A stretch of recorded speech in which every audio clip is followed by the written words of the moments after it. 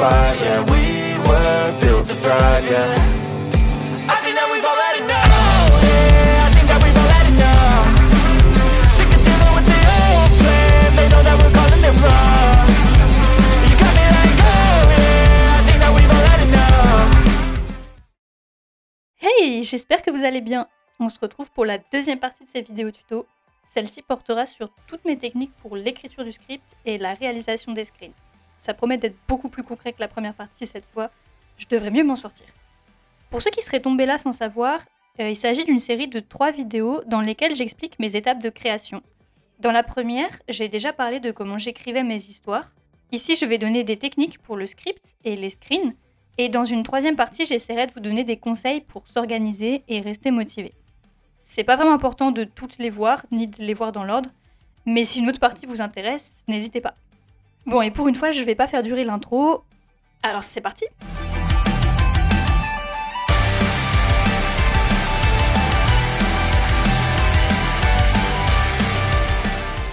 On avait donc déjà parlé des méthodes que je conseillais pour bien construire une histoire et l'organiser. Mais une fois qu'on a bien fait son squelette de l'histoire et mis dans l'ordre les différents événements de notre récit, il faut bien les rédiger. Commençons donc avec le script. Pour être honnête, au tout début de ma chaîne, je faisais pas de script. Je me contentais du détail des scènes et ensuite j'y allais au talent pour faire les dialogues entre les personnages en prenant les screens. Mais sincèrement, faire un script, ça permet quand même de bien mieux s'organiser, moins se prendre la tête durant les screens et éviter plein de petites erreurs ou d'incohérences. Autrement dit, je vous conseille vraiment d'en faire un. Pour commencer, voilà déjà à quoi ressemble un script à moi. Je mets les noms des personnages à chaque début de dialogue. Parfois, j'ai des annotations sur leurs actions quand elles sont importantes, ou simplement pour placer le contexte. Je sépare d'ailleurs chaque scène de 2 espaces pour m'y retrouver entre elles.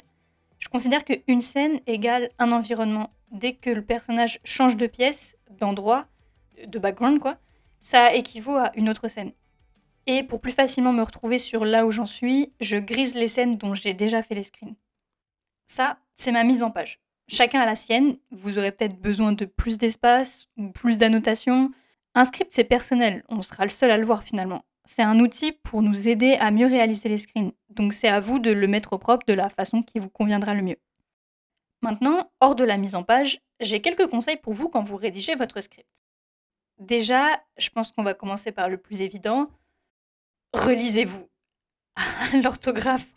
Je sais qu'il y en a pas mal d'entre vous qui ont du mal avec. Et je vais pas vous blâmer, j'étais la première à aussi avoir des difficultés. Mais en se relisant simplement, ça peut déjà changer pas mal de choses. Déjà, on peut retirer toutes les fautes de frappe qu'on fait souvent sur le moment sans s'en rendre compte. Ou encore des phrases totalement incohérentes qu'on a écrites sans réfléchir et où il manque la moitié des mots. C'est bien aussi de faire attention aux répétitions.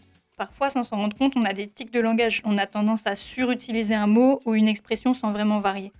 Et en se relisant, ça peut permettre de s'en rendre compte et de modifier certaines formulations pour éviter par exemple que tous les personnages s'expriment de la même manière. Je reviendrai après sur l'expression des personnages. Et puis enfin, en se relisant attentivement, on peut repérer les fautes flagrantes et les éviter. Peut-être que vous ne pourrez pas toutes les corriger, et c'est sûr que ça demande un peu de travail, mais je pense que ça en vaut vraiment la peine. J'ai commencé avec des conseils très techniques, mais un script, ça reste une étape créative. C'est là qu'on doit inventer tous les dialogues et les comportements des personnages. Il faut qu'à partir de simples phrases représentant les événements comme Bidule se déclare à Machine, on construise tous les échanges qu'auront Bidule et Machine pour montrer la scène. Alors pour ça, il faut visualiser un peu comment vont se passer les choses. Si on prend une seule scène déjà, celle de cette fameuse déclaration. Désolée, mes exemples sont toujours ultra clichés et très peu recherchés, mais imaginons que Bidule et Machine soient dans un univers alternatif où une guerre a éclaté. Et Bidule s'apprête à partir se battre, parce qu'il veut pas rester là sans rien faire. Il a des principes solides et il veut les suivre. Ce Bidule, il est ami avec Machine depuis l'enfance. Mais depuis la guerre, leur relation s'est un peu détériorée. Parce que Machine, elle, ne veut pas se battre. Elle veut juste rester hors de ce conflit, en paix, pour vivre sa vie à l'écart des problèmes du monde qui lui pèsent. Tout ça n'empêche pas que Bidule ait des sentiments pour elle depuis des années déjà. Et maintenant qu'il sait que c'est peut-être sa dernière chance de la voir et de lui dire, il veut se lancer. Il lui a demandé de le retrouver au bord de cette rivière. Il l'attend. Elle va arriver. Elle se doute déjà qu'il l'a fait venir pour lui faire ses adieux. Et elle n'en est pas ravie. Elle se doute également un peu de ses sentiments, mais elle n'en est pas certaine. Lui angoisse et ne sait pas bien par où est-ce qu'il devra commencer quand elle arrivera. Il sait qu'il s'apprête probablement à la décevoir, mais il a quand même pris sa décision. Voilà, la scène commence comme ça, et si je vous raconte tout ça, c'est parce que je suis complètement en train de divaguer. Mais aussi pour vous montrer un peu l'état d'esprit dans lequel j'essaye de me mettre pour rédiger au mieux mes scènes. Je prends en compte tous les éléments qui ont amené l'histoire à ce stade, l'état d'esprit des personnages sur le moment, leur personnalité, l'importance et l'enjeu de ce qui va se produire, et j'essaye de m'y plonger avant de rédiger les choses. Par exemple, là, je sais déjà dans quel environnement va se dérouler la scène. Je vous conseille d'imaginer, voire au mieux même de trouver vos backgrounds avant de rédiger votre script. Je trouve que ça aide vraiment à visualiser les choses, voire même à pouvoir créer directement des interactions entre les personnages et l'environnement pendant l'écriture de la scène. Et puis j'ai aussi précisé que Bidule était arrivé en premier, et Machine n'est pas encore là. Ce qui veut dire que la scène commence avec son arrivée à elle. Ça donnerait donc quelque chose comme ça.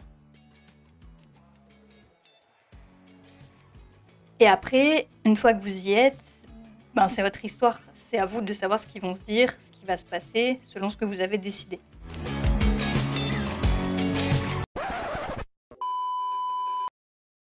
J'avais dit que je reviendrais aussi sur l'expression des personnages. Vous avez une manière bien particulière et propre à vous de vous exprimer, n'est-ce pas ? Chacun a la sienne. Alors vous pouvez aussi appliquer ça à vos personnages. Essayez de différencier pour chacun d'entre eux leur manière de s'exprimer. Par exemple, certains peuvent être plus grossiers, d'autres avoir tendance à beaucoup parler pour dire les choses. Certains encore peuvent être plus posés, assez calmes, alors que d'autres seront plus agressifs ou énergiques. Bref, ça peut relever du détail, mais je trouve ça assez intéressant. Autre chose à travailler dans le script, ça va être les transitions. Depuis tout à l'heure, j'ai focalisé sur une seule scène, mais vous en aurez plein. Dans votre squelette de l'histoire, vous n'aurez globalement que les grands événements juxtaposés. Au moment du script, il faut réfléchir à comment s'enchaînent les choses, pour que ça soit de manière plutôt fluide. L'idée, c'est de ne pas faire quelque chose d'éclaté en plein de scènes individuelles sans trop de fil directeur. Il faut enchaîner les choses. Je galère à expliquer, j'espère que mes petits dessins vous aident un peu à visualiser, même si j'en doute. Je vais essayer de le dire autrement. Tout à l'heure, on parlait de la scène entre Machine et Bidule. J'avais dit qu'au tout début de la scène, Bidule attendait et que Machine arrivait ensuite. Je parle entre autres de ce genre de mini-transition qui donne des petits repères au spectateur, lui permettent de se poser, de s'imprégner de l'environnement et de se dire « Ah, quelque chose va commencer, il va enfin se déclarer, il attend Machine », qu'il soit un peu dans l'attente aussi pendant quelques secondes, plutôt que de juste directement mettre Machine et Bidule ensemble déjà en train de parler. Alors c'est vrai que des fois, de balancer le spectateur en plein milieu d'un dialogue piquant, ça donne un effet de style qui est plutôt cool, ça se fait aussi. Mais je pense qu'il faut doser et que tout le temps faire ce genre de transition à chaque scène, c'est très fatigant pour l'audience qui doit suivre à force. Prenez le temps parfois de juste faire des transitions plus fluides, toutes banales, du genre de l'attente de Bidule. Et même pour terminer les scènes du coup. Ne les coupez pas brutalement une fois que vous y avez mis tout ce que vous aviez à y mettre. Essayez de leur donner une certaine conclusion qui peut préparer la transition suivante. J'ai l'impression que c'est toujours aussi vague ce que je raconte, mais j'espère que vous avez au moins un peu compris. Enfin, un dernier conseil que j'aimerais donner sur le script, je trouve ça pratique d'essayer d'estimer combien de pages équivalent à un épisode, ou à une scène. Je sais par exemple qu'environ 24 pages de mes scripts font un épisode, approximativement. Les plus longues de mes scènes sont dans les 7 à 10 pages, et les plus classiques sont entre 3 et 6 pages. Estimer ça, ça vous permet avant même de faire les screens de pouvoir un peu visualiser le temps que durera chaque partie. Organisez alors vos épisodes et éventuellement allonger ou raccourcir certains trucs. Personnellement, j'essaye toujours de pas faire de scènes trop longues pour pas ennuyer le spectateur. Ou alors, si j'ai besoin de faire une longue séquence, j'essaie de la rendre plus dynamique. Par exemple, si 2 personnages vont avoir une longue discussion, les faire se déplacer durant celle-ci, pour que les décors varient et qu'il y ait du mouvement. Ou alors introduire des passages narratifs qui seront illustrés avec des edits plutôt que de rester constamment sur le dialogue entre les 2 personnages. Voilà, je crois que j'en ai fini avec le script. Et il se pourrait que durant le montage de cette vidéo, j'ai réalisé qu'elle était beaucoup trop longue. Pourquoi tout s'allonge toujours avec moi ? Je veux faire un GLMM de 1 heure et je fais une série de 46 épisodes. C'est une malédiction ou quoi ? Du coup, j'ai décidé de couper cette deuxième partie en 2. La vidéo sur les screens arrive donc la semaine prochaine. Ça va, je suis gentille, je vous fais pas trop attendre. Allez, je vous dis à dans une semaine et bonne chance à tous ceux qui passent encore des épreuves du bac, du brevet, des concours, de n'importe quoi. Bon courage à vous. C'est bientôt les vacances. Prenez soin de vous.